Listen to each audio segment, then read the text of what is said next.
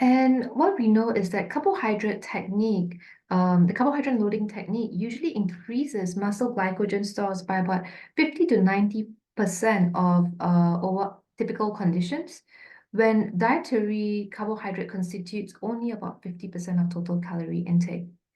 A potential disadvantage of carbohydrate loading is that additional water, about 3 grams, is incorporated into the muscles along with each gram of glycogen.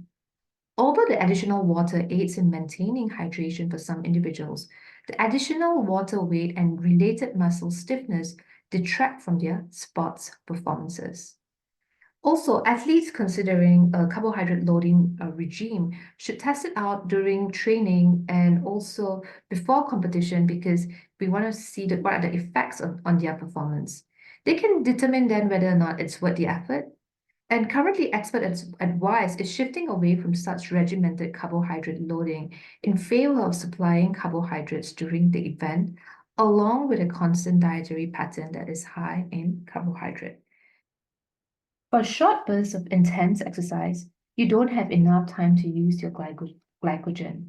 And also, when we talk about carbohydrate loading, it does increase muscle glycogen stores by about 50 to 90% over typical conditions, when we know that dietary carbohydrate constitutes only about 50% of total calorie intake. And there are also some drawbacks because when you store extra glycogen in your in the muscles, you are also going to store some water with it. Some people say this makes your muscle feel stiff and heavy. It also causes a little bit of weight gain, which is probably not great for a runner who's trying to be fast because they have to drag that extra weight. And there are also a lot of products that we can use in the middle of our activity, like sports drinks and also energy drinks. And we probably do not need this carbohydrate loading. So some people still do this, but really it's not in style anymore among sports dietitians. Now we're providing carbohydrates during the exercise more. And when I say endurance, I mean an activity with at least 60 minutes or more. Long distance running, long distance cycling, a triathlon or something like that would be an endurance activity. And this table is a typical carbohydrate loading regimen. So 6 days before the competition, an athlete would gradually decrease their exercise time and gradually increase their carbohydrate intake. And carbohydrate loading can help boost the amount of glycogen that is stored in the muscles and also in the liver, so that the athlete would have an extra stored amount of glycogen during their activity. And so the way to do this is a few days before the event, and an athlete would need to taper off the intensity and the duration of their exercise. So, for example, if I am training for a marathon, my workout might just be 10 miles, and then 7 miles, and then 5 miles coming up to that big event. And usually by then, the day before, I will be resting. So I'm tapering off leading up to that event. Then in those days, building up to the event, I'm going to eat more carbohydrates and boost up the amount of carbohydrates in my diet. That way, my muscles will store more glycogen. And what do endurance athletes use? Endurance is long distance, so these people need to focus on those carbs to prevent fatigue. Before an event, they are going to try and stock up on some carbs. A light meal before the event should supply some carbohydrates. Within the realm of carbohydrates, we have simple, we have complex, and we have fiber. What kind is the best? So simple or complex carbohydrates are good because those are going to supply some energy. We want to stay away from fiber because fiber can slow down the digestion and cause gastrointestinal distress. And you don't want to have a belly ache while you're exercising. Even though we encourage fiber, right before your event is not going to be a time to eat a bunch of bran. You want to get in you want to get in easily digestible carbohydrates like simple sugar and starch. And and starch we know is a complex carbohydrate, but it's pretty quickly digested and absorbed. The starches and sugars are best. It should be low in fat as well because fat is slow to digest and absorb.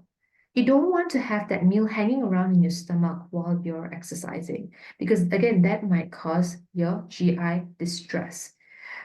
it's going to take a while for that to be digested, and it's not going to be available during your race. Moderate protein is fine, but we don't need to go overboard in the protein.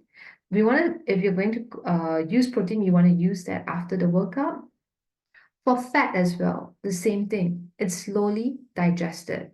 And that will just kind of hang out in the stomach and make a person feel uncomfortable while they're working out. And you're really not going to be able to get that energy from fat for several hours. Eat a low-fat meal before the race. You can have a little protein, but you're not going to but it's not going to fuel you during the race. The protein, and when we talk about protein, it's best for after the race. So we want to focus again on carbs. And again, we have this question whether or not solid or liquid. So if you have a few hours before the event, let's say like you got up at 5 and your race isn't until 9 a.m., you can have a solid meal. The closer you get to that event, then you'll want to do a blended or liquid meal.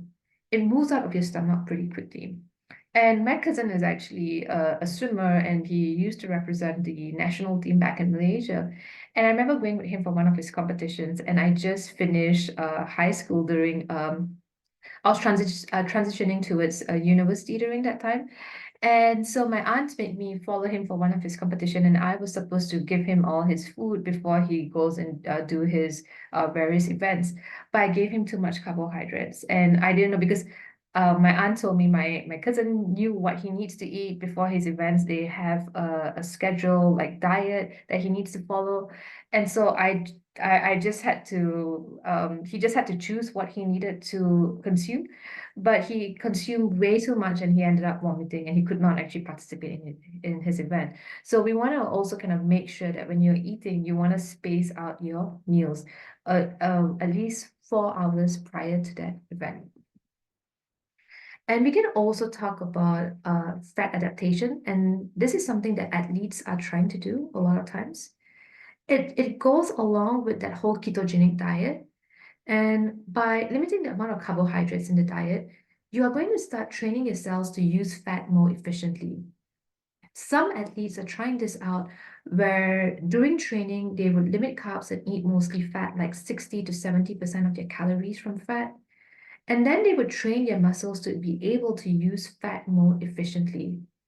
The research on fat adaptation is mixed. Some studies show that this could be an effective tool. Some athletes are able to do this. Maybe it's also best to combine this with carbohydrates. And you train in this fat adaptation state, so you're training your muscles to be able to use fat more efficiently. Then during the race, you supply those carbs, and so you can have that quick burst of energy at the end. Research on this is mixed and ongoing, but something to keep an eye on. And most sports nutrition experts will tell you to use carbohydrates for training and endurance activities. We also have so many different sports nutrition products. A lot of folks don't worry about carbohydrates before events. They just think, well, I can replenish my carbohydrate stores in the middle of my race. During events that are endurance races and 60 minutes or longer, consuming some simple sugars during that race may help prevent fatigue. It's going to keep glucose levels steady and you'll have some carbohydrates to burn. This will help when you really want to put on the fire at the end of the race. The number here is about 30 to 60 grams of carbohydrate per hour. And that's like a handful of jelly beans or one energy gel pack, maybe two for a long distance race. Those are some good strategies. It doesn't have to be an expensive brand name product. It can just be jelly beans or something simple and inexpensive. For protein, some people would say that an energy drink with protein or amino acids might help. Really, the best thing is to just focus on getting carbohydrates. Fat is not recommended during exercise because that's going to cause GI distress, and the energy is not going to be available for a while. Sports drinks would provide carbohydrates. Sometimes they provide several different types of simple carbohydrates, and they're taking advantage of the multiple different ways you can absorb carbohydrate to really get that into the bloodstream. So after a workout is when the athlete is going to start putting that protein back. So after they've worked out, they've broken down that muscle tissue a little bit, and now they're going to have to rebuild. And the body has natural mechanisms to repair itself right after that race. During that first few hours after the workout, the muscles are insulin sensitive. So exercise improves insulin sensitivity. That means the muscle cells will be primed to take up carbohydrates from the blood to replenish that glycogen level. Insulin doesn't only cause the athlete to take up glucose, but it also helps to take up fat and protein. Let's say you're an athlete. So after a workout is when you're going to start to put in that protein. After you've worked out, you've broken down your muscle tissue a little bit, and now you're going to rebuild. Your body has natural mechanisms to repair itself right after that race. During those first few hours after your workout, your muscles are insulin sensitive. So exercise improves insulin sensitivity. That means your muscle cells will be primed to take up carbohydrates from your blood to replenish your glycogen. Insulin doesn't only cause you to take up glucose, it also helps you to take up fat and protein. So right after your event, you want to supply carbohydrates to replenish your glycogen, which you've depleted. This is especially true if you're going to work out again the next day or that same day.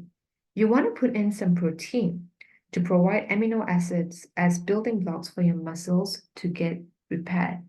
And so to kind of rapidly restore that glycogen stores, consume about 1 to 1.2 grams of carbohydrate per kilogram within 30 minutes after endurance physical activity, and repeat that for about 2 hours for the next 4 to 6 hours, using foods such as fruit juice, bread, or sports drinks to contribute to that rapid restoration of glycogen stores. And also you can add high quality protein, about 0.25 to about 0.3 grams per body for your per kilogram per body weight to help stimulate glucose uptake and repairing that damaged muscle tissue cells. For strength and power athletes, some sports nutrition alterations are warranted. First, caloric needs will need to be higher due to the additional lean mass and high volume training routines of these athletes. Also, the primary type of fuel for strength and power moves are phosphocreatine and carbohydrates for the brief bursts of activity, with fat providing energy during the resting stages. Very little protein is used as fuel during resistant activities. And there will be more of some protein emphasis on protein intake in the recovery phase. And what we know is that strength and power athletes tend to be extremely focused on consuming adequate protein to support muscle protein synthesis. Strength training athletes in the early phases of that training will have a higher estimated protein need of any athletes. Also, once the desired muscle mass has been achieved, that protein requirement for maintenance of muscular strength will decrease slightly. Meeting these recommendations for protein intake optimizes muscle protein synthesis. But consuming more than the recommended range of protein intake does not appear to offer advantage and could be detrimental. And recall that any excess amino acid after being used as fuel will be stored as fat. And so they do not directly translate into increased muscular strength. Also, how do you eat for that kind of activity? It's the same kind of stuff. You want to make sure to stay hydrated. Not having enough carbohydrates and fluids are the two things that really lead to fatigue during exercise. So you really want to focus on getting more carbohydrates and fluids. And also, what we know is you can, a lot of times that creatine supplements could be an option. And in terms of fat, the intake should still be only about 20 to 35% of the total calorie intake. And right after the event, you want to supply carbohydrates to replenish the glycogen store, which you've depleted. So this is especially true if you're going to work out again soon. You want to put in some protein to provide amino acids as building blocks for your muscles to get repaired. And the optimal ratio is going to be 3 to 1 or 4 to 1 grams of carbohydrate to protein. It's basically what you would consume in a regular meal. For muscle strength and power moves, the emphasis is placed on protein during the recovery phase. If you're going to build muscle, you need extra amino acids as raw material to build those muscles. Really focus on protein in the recovery meal. And we talked about the protein needs of athletes. They are probably higher than the RDA of 0.8 grams per kilogram. 2 grams per kilogram is really the max that you can use. For somebody in the early phase of muscle training that needs to put on muscle mass, 2 grams per kilogram is about as much as you can utilize. But most people probably do not need that much. But a lot of times, a lot of people tend to overconsume the amount of protein intake. Also, what we know that 2 cups of serving of low-fat chocolate milk is a good recovery drink, as it also provides about 52 grams of carbohydrate and 16 grams of protein. And what are some of the nutritional challenges for athletes?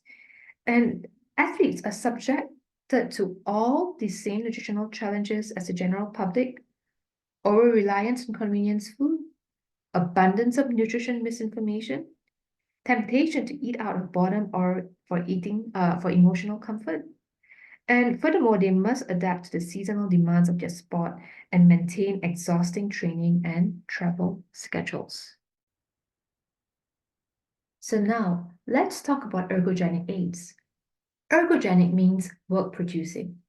There are a lot of folks out there trying to improve themselves with sports nutrition. They are looking for a competitive edge. They want to do whatever they can to make themselves a few seconds faster or able to lift a few more pounds. Athletes are pretty susceptible to marketing. They are looking into muscle building magazines and watching things on social media about the products that you could use to improve your sports performance. The best two ergogenic aids are adequate fluid and adequate carbohydrate, because you need to fuel your cells and transport that fuel to your cells from your blood. You also need it to be able to remove the waste. That's the fluid aspect of it. Those two things, the lack of fluid and also the lack of carbohydrates, are what's going to lead to fatigue the majority of the time. And those are the best two ergogenic aids. And I do have a question over there. Ergogenic aids and athletic performance. Name 2 permissible and 2 non-permissible ergogenic aids, and what are some of the risks? And so the answers again are at the bottom of the slide. Also, we need to be careful when we talk about supplements, because we know that supplements are not well regulated. They could be contaminated with all kinds of junk. People that are athletes have to comply with some specific rules about what kind of substances can be in their system. There have been cases where someone has been taking a sports nutrition supplement and it was contaminated with something that was off limits, and then they got disqualified. And so you have to be careful about those kind of stuff. Coaches aren't allowed to provide a lot of the sports nutrition products for those reasons. And if you want to know where to find information about sports nutrition products, there's a supplement database from the Office of Dietary Supplements, also known as ODS, that you can go on. And if you have a question about sports supplements and you do not know what it does, you do not know whether it's effective or if it's safe, you can get on there and check it out. There's a good source of information for you on any kind of supplements, including sports supplements. And so we have to be skeptical until the supplement is scientifically validated and there's no magic bullet to improve your training routine. And also, what we know is there are a lot of aids out there. Some are shown to have benefits. Some things might be useful, but they still need more research to be able to tell us that they are good. Also, a lot of things are really dangerous and not good at all. I'm going to focus on a few things that are known to be good sports nutrition or ergogenic aids. Those are some things that are bad proven to work. So for example, beetroot juice is something kind of new, but it has what we call nitrates, and those help to improve the blood flow. And that could be helpful for some athletes. Beta-alanine and sodium bicarbonate do something similar. Beta-alanine is a type of protein, and then sodium bicarbonate is a fancy word for baking soda. Both of those things counter the acid buildup that occurs in your muscles. So when you work out really hard and fast, it's anaerobic, which means that there is no oxygen. In that first step of glucose breakdown, you can get some ATP really quickly. If you try to do that too long, it leads to acid byproducts and contributes to fatigue in your muscles. You know that burning feeling? These two products, beta-alanine and sodium bicarbonate, counter that buildup of acid. And they can help people who are also doing power sports like lifting or sprinting to work out a little longer and harder. One thing to think about is sodium bicarbonate is that it is super inexpensive. All you do is mix some baking soda and some water, but it can cause gastrointestinal upset. It's something you wouldn't want to try for the first time during an event. You should try it out during training. Caffeine can be really helpful, especially during an endurance event, to decrease your perception of fatigue. A while ago, people had this hypothesis that caffeine helped burn fat, but research does not support that. The best thing caffeine does is that it helps you not feel tired. It helps you stay alert and vigilant with your activity. Then creatine is also helpful for those power sports like sprinting because that helps you resupply ATP, which is your energy, quickly within the first couple of minutes of activity. And dietary supplements rumored to enhance athletic performance require careful evaluation and monitoring. Overall, there's little scientific evidence to support the efficacy of many substances that are touted as performance-enhancing aids. Of those, many are useless and some are dangerous enough to promote organ damage. And some of the dangerous or illegal substances and practices are listed here in this table. And you can actually go through this yourselves. So the livers and kidneys are particularly susceptible to damage because these organs help detoxify harmful compounds. And with that, I will end here.